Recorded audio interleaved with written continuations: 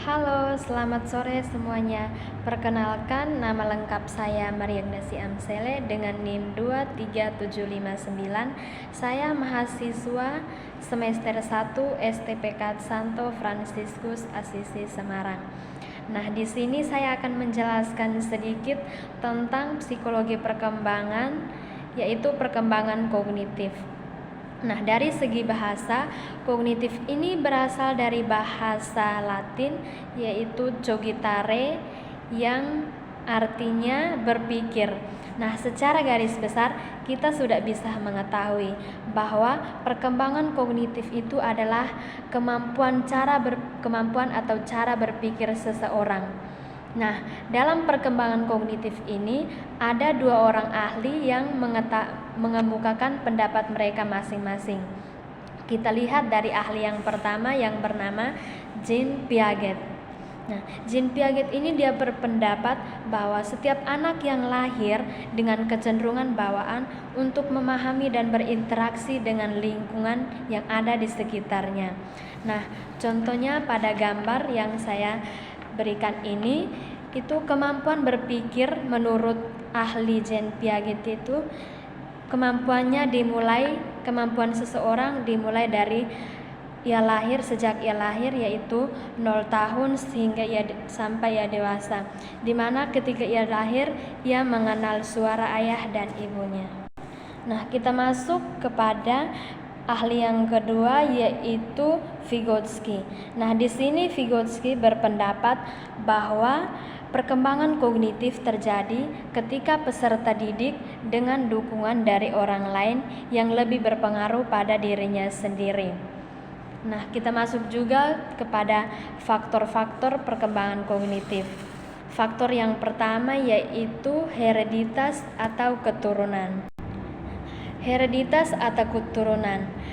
Nah, bisa kita lihat dari kata keturunan saja atau gen, di mana kemampuan berpikirnya itu berasal dari keturunannya atau cara berpikirnya. Contohnya seorang anak yang berpikir dengan cerdas, kreatif. Nah, itu bisa dilihat, bisa juga dari keturunannya yang ia dapatkan.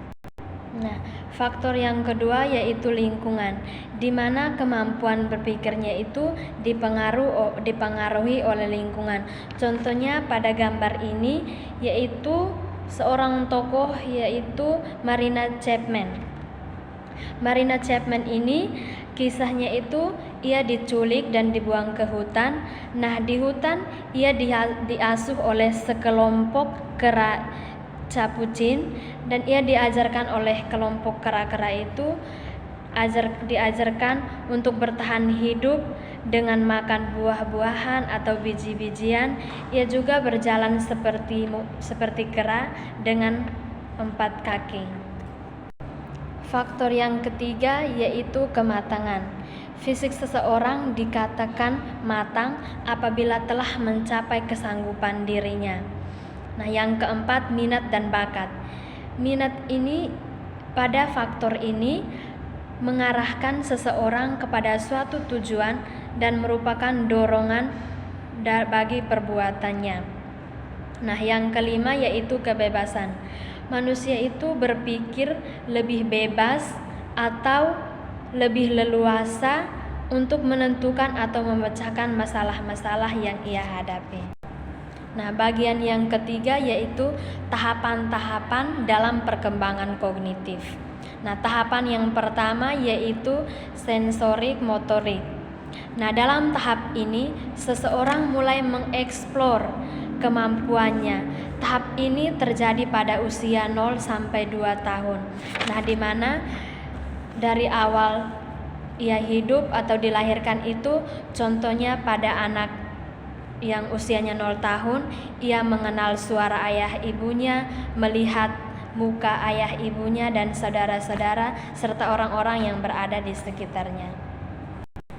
Yang kedua yaitu tahap praoperasional. Nah, dalam tahapan ini mereka memiliki kemampuan berpikir yang meningkat. Tahapan ini biasa terjadi pada usia atau umur 2 sampai 7 tahun. Nah, tahap yang ketiga yaitu tahap operasional konkret, di mana dalam tahap ini anak-anak lebih menyikapi masalah yang terpaku pada realita yang ia pahami. Contohnya pada gambar ini, di mana ia belajar berpikir melalui gambar-gambar dan mengamati gambar-gambar yang ada di lingkungan sekitarnya. Nah, tahap yang keempat yaitu tahap operasional formal, di mana tahap ini seringkali terjadi pada masa pubertas. Pemikiran anak mulai berkembang menjadi kelihatan yang menjadi ciri khas orang-orang dewasa. Nah, sekian penjelasan singkat saya tentang perkembangan kognitif. Saya mengucapkan terima kasih.